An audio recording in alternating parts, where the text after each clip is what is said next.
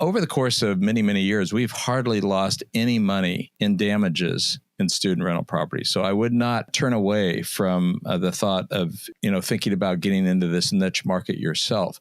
Another thing that you might want to be aware of, yes, some of the larger universities are harder to get into in terms of just starting this, but you don't have to be across the street from campus to make this happen. Welcome to the Good Stewards Podcast, the only podcast dedicated to seasoned real estate investors who want to maximize the cash flow potential in their business.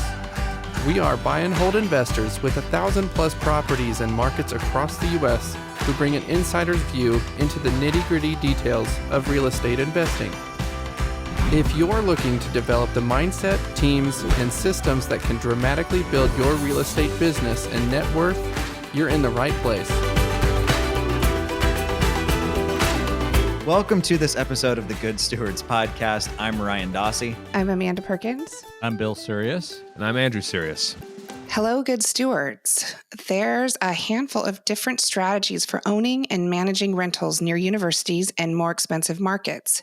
We've got a large student rental portfolio here in Oregon, and they're at a different life stage than, say, the tenants of a corporate rental or maybe a house hack approach. We've developed a very tight, yearly, systemized process around our student rental portfolio. That said, there's a lot of variables different than the way you would manage a typical single family. We're going to dive in deep today and kind of go over how stewardship handles this and how we've kind of made it our business. Before we dive in, we want to connect with you. Please visit us at thegoodstewards.com to subscribe to the podcast and get your free copy of our ebook. I'm kind of going to turn it over to Bill right from the start because this student housing portfolio that we have in mostly Eugene, Oregon, but in a couple other places is really his baby and something that he started back in August of 1989. Saying started is a little bit like I had a strategy, which is a real misnomer because I tripped over myself and fell into this market by accident almost. I was a campus pastor, actually. And so I like students. I hung around students. I was comfortable with students. And I basically transitioned into being a real estate investor because I saw at one point, I was 35 at the time, that I wasn't going to do student ministry for the rest of my life. So what was I going to do? And real estate at the moment seemed like a good option. My story's been told in other places, but what I found as I tripped into it was that I bought a property that had the potential of adding bedrooms to it, had a really nice basement, but the basement was totally unutilized. And so my thought was, gosh, if I could add a couple of bedrooms down here and redo the bathroom, which was kind of a mess, I could probably increase the rental value from a 3-bedroom house into a 5-bedroom house. It was just a block away from campus. A family had owned it for 50 years, and it was just a family home. But using those extra 2 bedrooms increased the rental value tremendously. And so, I kind of thought after I did it, I could do that again because increasing the rental value increased the value of the house in general, which allowed me to refinance it and use the BRRRR method to pull my money out and to do it again. After I did it again, I could realize I could do it again. As a matter of fact, in the process, it wasn't long till I thought about buying my own house. I was renting at the time. And my wife, Teresa, was, shall we say, encouraging me to do that and having a place of our own. But my criteria was that I could find a place that had a rental in it or I could make into a rental.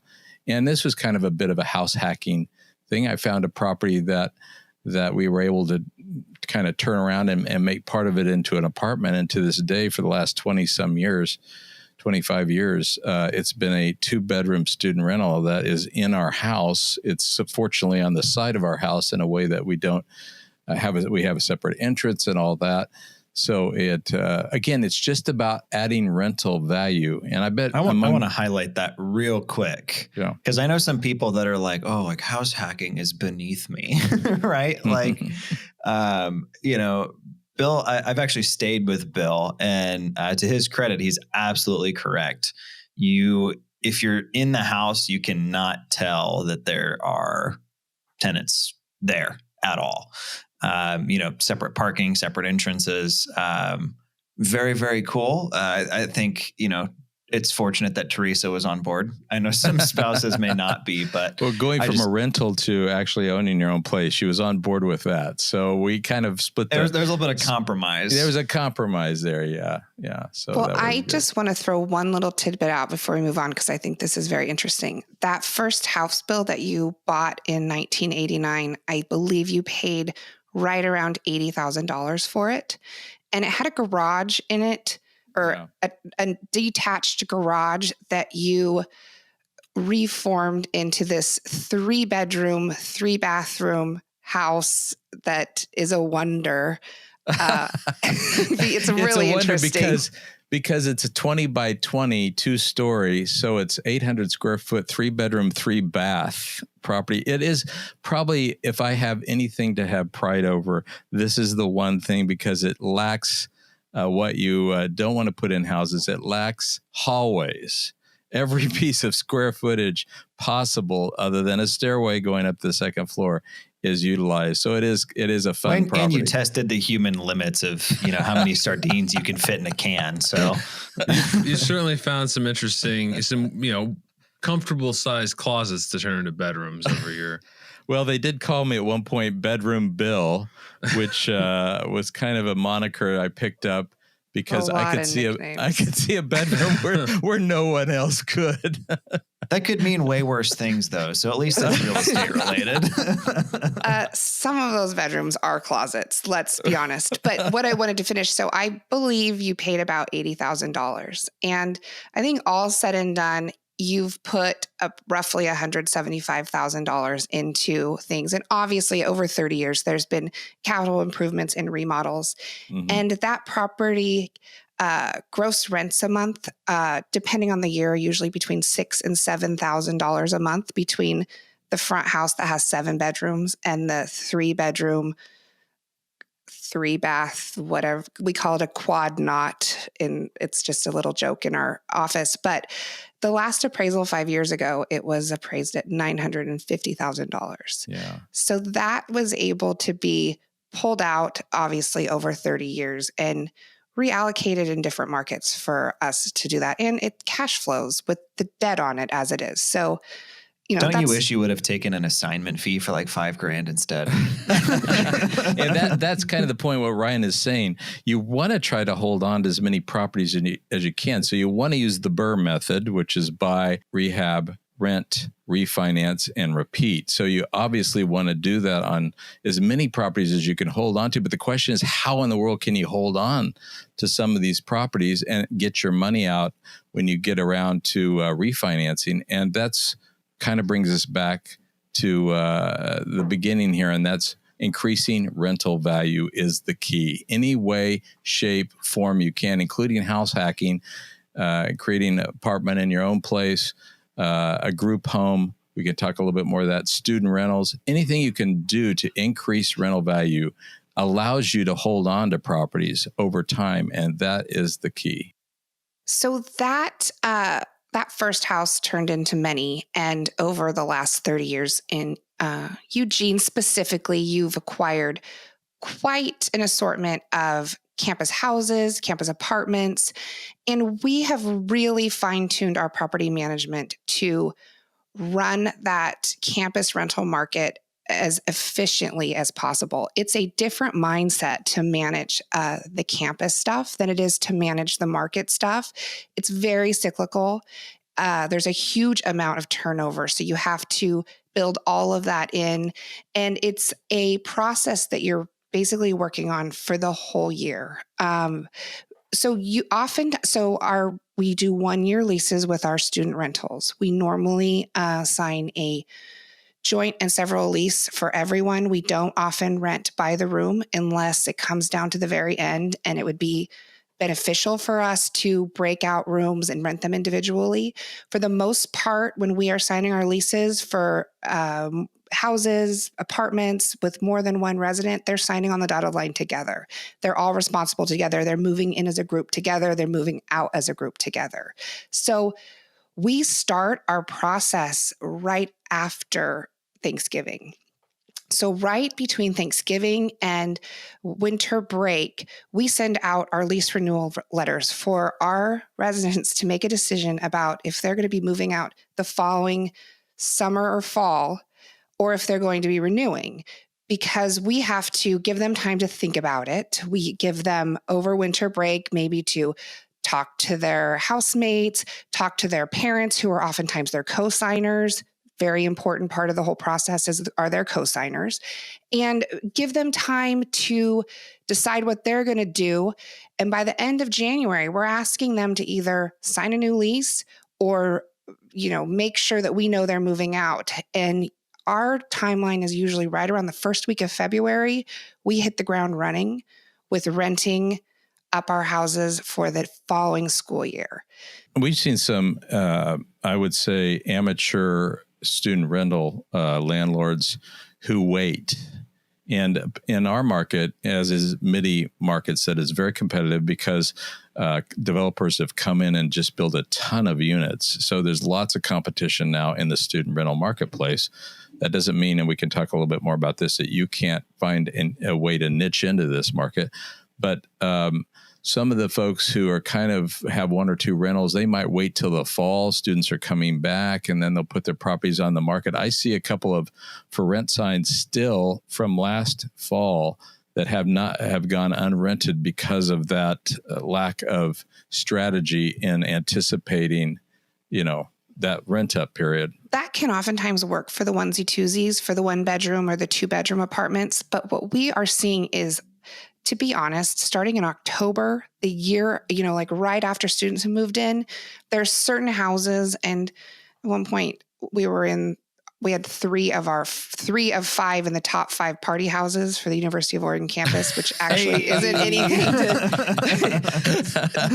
anything to brag about, because that comes with its own set of problems. But they were coming in October asking to rent houses that they'd been in parties at. And, we'll go through and see where our leads came from. And it's like, well, I was at a party, or I was here. And, for Moral better or of the worse. story, make party houses. It's free advertising. So is the weed supplied as part of the lease, or is that? That, and by the way, that is our niche market, is actually sophomores and juniors. And if we can hang on to them, seniors. Is our niche market, because students are living in the dorm as freshmen because they have to now at the University of Oregon. And I'm not sure about Oregon State, where we also have a couple of rentals. But Andrew, you actually did that. You were a dorm student way back when, in the late 2000s, right? And then you moved you moved into a campus rental property, which I don't know. How was that transition for you? From dorm to, it was nice to have more than 12 square feet of living space. But I mean, I went from dorm to apartment and then to a large house. I preferred the apartments, actually. The large house was just too many people stuffed together. It was like a miniature frat. But I mean, that is kind of, I think I'm a little bit not the normal. I mean, there's all sorts of people for college. So it's like you get a lot of people want to live in these big houses. And honestly, to keep the parties down, just the less, and you've seen this a lot with your big houses, the bedrooms are kept nice. The common areas are destroyed. They're just like, they're nuked from orbit or from college students.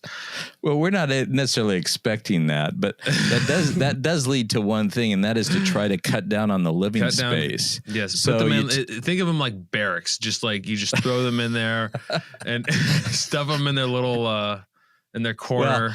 Well, one thing I would tell you, socialize is any formal dining rooms you can grab as bedrooms, do so, because that's not only another bedroom to rent, it cuts down on the living space and the party space. And these students are not hosting Thanksgiving at their house. Their That's family one is place not to store coming. kegs. So you guys had mentioned that a group basically decides we're going to rent together, and they approach you guys on one of the properties, which is news for me. I was under the impression you actually did by the bedroom. So on the leases, how does that work? Is it the group as a whole is responsible for paying $4,000, or is it 100%. 4 people that are each responsible for paying $1,000? Nope. They're all responsible. And oftentimes they'll make agreements, sometimes there's a master bedroom and somebody's paying more, and, and somebody has the kid room that fits a twin bed. But those are all agreements they work out. The ex-closet room. Those are agreements they work out between themselves. We do not get involved with that. And if somebody moves out, that's not our responsibility to figure out how they're going to pay their rent. If they want to move somebody in, we have to be notified, but we aren't calling individual student residents and saying, well, you forgot to pay your rent. It's their whole house is responsible, and we're not tracking down them individually. Do you guys typically have like a house mom or a house dad, like a main point of contact, or is that just kind of something they figure out on their own? We ask somebody to take the role of house manager so that that person is responsible for reporting maintenance, if there's issues with payments, if we have to do showings, because that basically leads us into our next thing. We get to February 1st, we roll out our next availability list, and we have to start renting. And what that also means is we have to start showing occupied properties. And hopefully we only have to show them a couple of times, but by June, if we've had somebody's house on the market since February, we're trying our best to only maybe bug them once a week and try to because they get tired of it. And honestly, one of the things that we have them do, we have them sign an addendum that's part of their lease that indicates when they move in that there will be this showing process that happens so that they're aware of it. And 99% of them, they don't even care. They don't clean up. They don't do their dishes. They don't put their bongs away. They don't do anything. And we have a representative from our company that is always accompanying a group. And we've had very little issue dealing with that. They're fine with it. They kind of understand the process. They know what needs to happen. And, so we spend that time renting up. So then by the time we get to June, I would say right after mid-June, when school's out, we kind of start our turnover. We've tried to stagger them. When I first came into the company 10 years ago, most of them were actually either a June 15th move out or an August 31st move out. And that was really, really difficult. What that meant was most of the houses were all being moved out on the same day. And we only had a limited amount of resources to turn, in some years, if nobody renews, 40 houses. And 40 campus houses is a lot different than 43 bedroom, 1 bath houses that a couple lived in. These are well lived in. So over the last 10 years, we've staggered the move outs so that our turnover runs from mid-June through right before school starts in September. And so our project managers going in, identifying big projects that need to happen. We're scheduling all of that. We're oftentimes scheduling cleaning, painting, carpet cleaning, all the things that we know are for sure going to have to happen. We're getting those all lined out before anyone ever moves out. We're getting that work assigned out because it's a big process. Well, and what that's helped our company just in general with our other just normal normal rental properties for families, we become very efficient because we've had to be enforced with the campus schedule and students in and out. So if we're going in ahead of time and, looking at walls that need to be painted and, things that are doors that need to be replaced and so forth. And we're having all that figured out before they even move out. And then we're on it the day they move out kind of thing. Boy, it's really helped us not lose rental days. And every single day, one of these, $4,000 to $6,000 houses is unrented is a huge amount of loss for us. But it's also a huge amount of loss for you as well if you have a rental property that's sitting there during turnover unrented. So just trying to hone your efficiency in general, this has really helped us think totally efficiently. Every single day lost is a day of rent lost. So what can we do to squeeze that amount of time that we're doing turnover to the minimum? We basically I've got a question. Oh, go ahead. So in Indy, we've worked on trying to make our properties a little bit more resilient.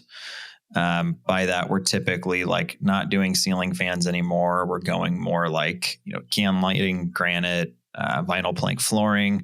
One of the things you mentioned is, these aren't exactly gently used properties. So is there anything you guys are doing, that makes these a little bit more robust than, say, a typical property that goes to a family that may be helpful for listeners? We would bulletproof them if we could, to be honest. But yes, like painted concrete floor. No, we don't. But we do a lot of hardwoods. We basically try to do no carpet in main areas, including stairs, because basically it gets replaced every single year. Carpet is like a rug, apparently, and too many spills, too many everything. And so as little carpet as we can do, we only mostly do carpet in bedrooms.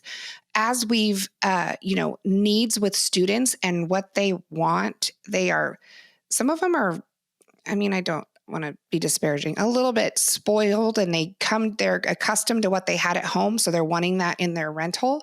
So we've had to up our game with that, updating kitchens, bathrooms, all that sort of thing, putting in the nicer flooring, the nicer countertops, surfaces, stainless steel appliances, more bathrooms, and we have to pre-plan those upgrades because on a normal turnover, we give ourselves 7 to 10 days to get in and out.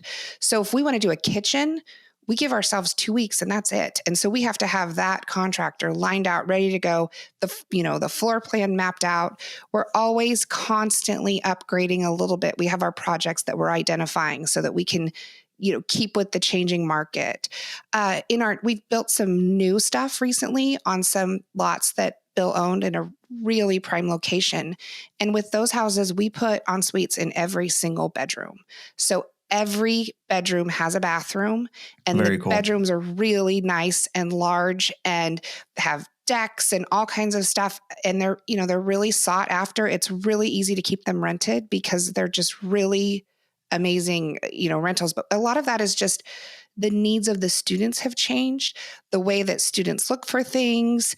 It's just things have changed over the years, and we have to adapt. A lot of the new construction too that's around the University of Oregon is like 3-bed, 4-bed, 1-bath apartments, and so that's just very well. It might be 2-bath or so, but maybe they get a second one. But yeah, very very simple drab construction, and so yeah, when you're in an overcrowded market, you need to have some sort of competitive advantage.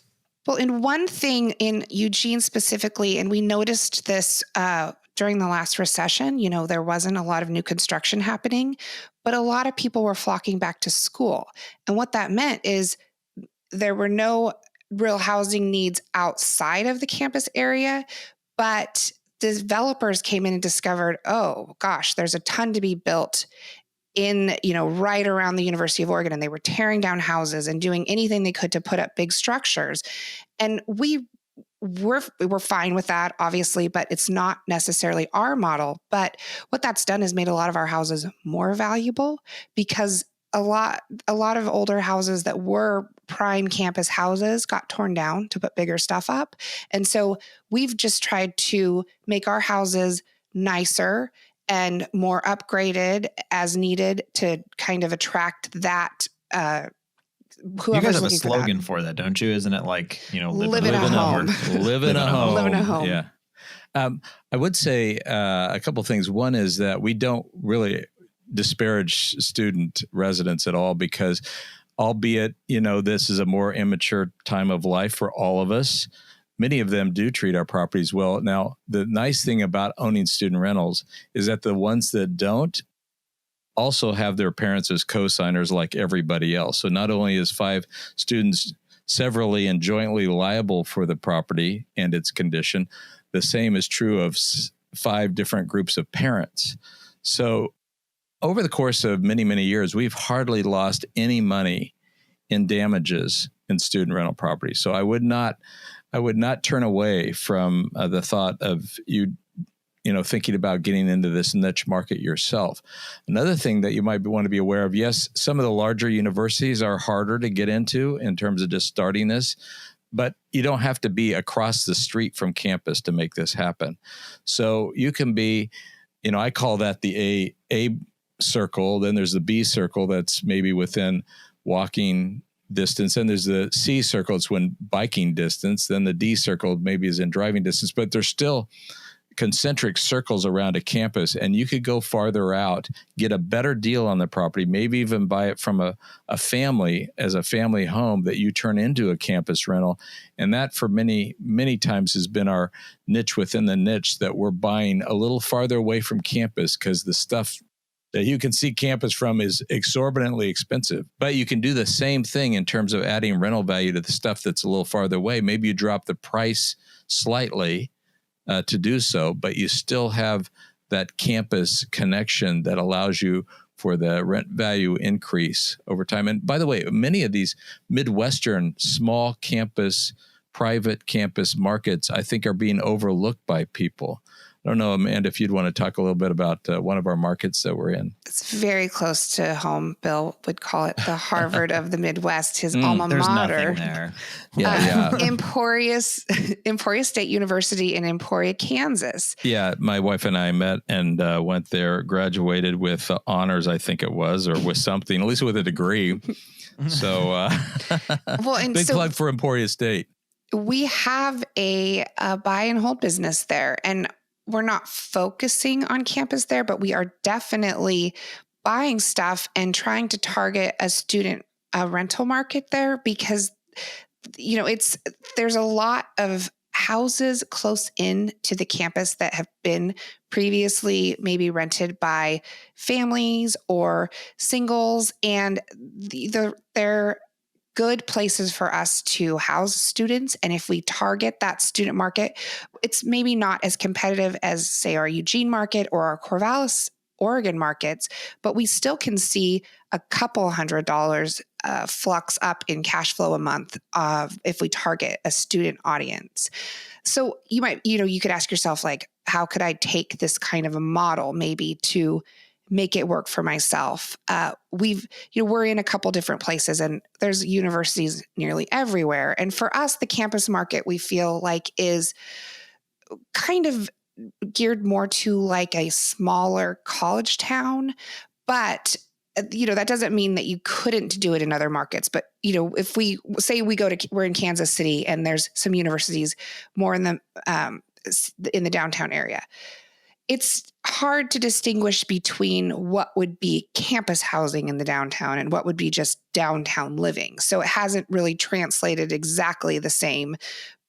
But there's a lot of markets around the country that would work really well for a campus type of a strategy, if that's what you were wanting to do with your business. Well, yeah, I mean, our intention wasn't to get into student housing in Kansas City, but, play by ear if we found it. Generally, most of the universities in Kansas City itself are smaller or commuter schools or trade schools. Like if community colleges or trade schools are almost always commuter schools. People don't necessarily live close to them, and they're not going to pay a premium for them. So it's not really student housing. There is the University of Missouri Kansas City does have some student housing, but it's already discovered. It's already expensive. So we played around with some parts kind of near Rockhurst University, the small college. But it was sort of on the wrong side of the university. And, that's another big thing. I mean, we looked at an apartment complex in Lawrence, Kansas, where the University of Kansas is. And there's an apartment complex that was sort of low income housing. And the thought was like, maybe we can change it to student rentals. But like, when you look at the demographics of the area, the students all live to the east, west, south, or north of the campus, not to the south. And so you need to look at where the students are and whether it's the type of school that students actually live near. And, they don't generally live near, or they don't pay a premium to live near a community college, many small colleges, trade schools. And also, regardless of whether it is a community, even if it is, a campus where students live very close to it, they don't live in a circle around it. They often live just in certain parts. One thing, though, when you say they don't necessarily live in a circle around it, but it would be very hard to predict. But I will say, with the University of Oregon specifically, the east side of campus did not used to be the side of campus that people lived on. But then the house that Nike built came in, and they built this beautiful, amazing basketball arena, Matt Knight Arena. Go and Ducks. All of a sudden, it was the Arena District, and it had a name, and they've been building big housing complexes on the east side and pulling that more in. And that now that is a more desired location to live. And there's restaurants there, and they're bringing more things in. But that's sort of as the school grew. And also a lot of money got dumped right at the east end of campus. So that kind of worked out. I think that's one good reason to subscribe to like your local business journal. If you're a real estate investor, in Indiana, we have the Indy Business Journal, and it kind of lets you know about those kinds of things when they're in the early phases of this is being talked about. This is starting to grow. You can kind of keep a pulse on things. Bill and I own a decent chunk of stuff in a kind of small satellite town off of Indianapolis. And one of the reasons we chose to buy so much there is there was a lot of inklings of tax credits, and then they got a grant to redo their downtown. And it's not something that you would have seen, on like, your local news when you were watching. It's something you've got to be subscribed to, like a local business journal, to kind of get those insights for. It's something the path of progress is what you're looking for. So you put that phrase in your mind, whether it's, student rental kind of path of progress, or in general, the value add, where you see a lot of remodeling going on, where you see people starting to tear down properties and rebuild, they know something that's going on there. They're not just sticking their money out the door for no reason. They've figured it out. So look for the path of progress. One thing I would be careful about, there are some private universities that are going out of business. And the reason is because the demographics are not real favorable right now to increasing student populations. There's one in Concordia University in Portland just went out of business, and it had 5,000 students or so. So you got to kind of have your hand on the pulse of the situation and be careful that that's not your only option in renting this property. If you're around a campus that might be vulnerable to that kind of situation. We ran into that in Anderson, Indiana. The school called us, I think, a year ago and wanted to sell like 140 units plus one of their dorms. And it was like, there's nothing else in this town but you guys.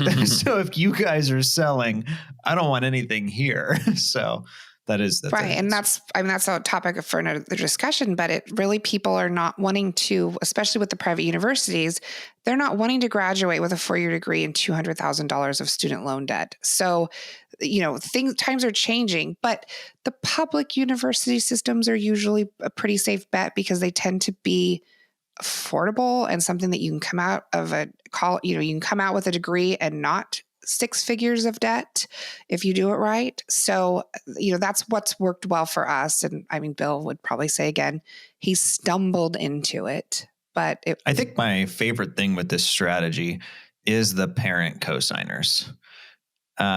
You have the ability to literally like throw them under the bus to the group of their parents. When I was in Eugene one time, I was watching one of your guys' property managers work, and there was a building that hadn't paid yet. And she just CC'd all the parents along with the kids and said, hey, your rent still hasn't come in yet. And it was like, paid immediately because one of the parents is like, this is not going on my credit. Say you've acquired something that you wanted to target for, kind of take it out of your residential family dwelling and sort of target it towards a campus. The first thing you want to do is make sure that it's going to be coming available in line with when the school year is. You're not going to be able to end the family's lease in March and expect to get it rented in April to a student group. So you need to be mindful of that. Fine-tune your lease. Our lease has so many things in it and extra addendums, much to Bill's chagrin, but you really need, a lot of these students come into a place and maybe they haven't plunged a toilet or changed a light bulb or changed a battery in a smoke detector. Been out on their own. Or know to turn the fan on in the bathroom so that there's some airflow. We spell out details in the leases so that they can know what they're expecting, and we sit down and we basically, their lease signing is a bit of a counseling of, here's how you pay your rent, this is what we expect from you, these are all the things that you need to do, this is when you call us, this is when you don't. Ever in doubt, call us, let us deal with it, because they don't know. They're not they're adults, but they're kids. They've come from their parents' house, and some parents don't ask their kids to do very much. So, maybe they don't know how to take care of a house, and this is a big responsibility. So, we really spell it out. Make sure you're marketing yourself to students. We used to sometimes do dorm mailers or Facebook ads targeting students, and, advertising in the student newspaper. There are online programs that are endorsed by the university that we're a part of. We really are trying, you just want to try to, if this is what you're going to do, you want the students to know you as a property management company that has student rental, so that they're coming to you more than just the advertising. Then, of course, we do all of the online advertising and Craigslist ads. Every single place that we can be, we're doing that, and we're advertising well in advance. And they know that this is a campus property. We're really spelling that out so that we're trying to make it easy for them to find us and find our rentals. I would also say, just as somebody whose wife's in college still, there's typically Facebook groups for universities with their students. So being able to find one of them and get them to share it in that group, because they're typically closed communities. But I know every school my wife was at, she was in a, private Facebook group with everybody else in her year, that I think you can almost kind of like Trojan horse your way into. Craigslist ad, hey, student, you want to make $100? Could be a not such a bad idea to even just hey, has anybody looked at this? Or, kind of doing it in a way that's not like, oh, you should check out this rental. But that would be a really good way to get in front of your target market for very little money. Yeah. And as you're starting out, you're maybe just going to have one, property that you're transitioning to a student rental, or one that you find that would work well. Over time, you want to try to get to the economy of scale. So if you start down this road, I would suggest that you do try to get a portfolio of student rental properties, because that will help you to get into the ethos of the student mindset, because you're doing everything for this particular demographic. And like lawn care, we do our own lawn care. So we're not expecting a student to haul down a lawn mowing machine with them as they come to campus. Or there are pick certain weeds, things, because they're absolutely not going to. As Amanda talked about the student schedule, you got to be very on top of that. We're in Emporia. We completed a property that we actually had to wait a few months. But it was such a great transition from a family home to a student rental. It was worth us to lose a few months of rent to get into the student schedule situation. It just was because we could increase the rent that much more. And again, if you're targeting this specific niche market, think like a student. Even go on campus, talk to students. What do you like? What do you want? And I think you'll be glad that you did if you can get a portfolio of these properties together. We are going to wrap up for today. As you can tell, we're fairly passionate about this, as it's served us well and our business well. Thank you so much for tuning in to this episode. If you liked what you heard, remember to subscribe and share the podcast and get your free copy of our ebook. Visit thegoodstewards.com for more info. Connect with us and submit any questions or topics you'd like us to talk about. See you next week.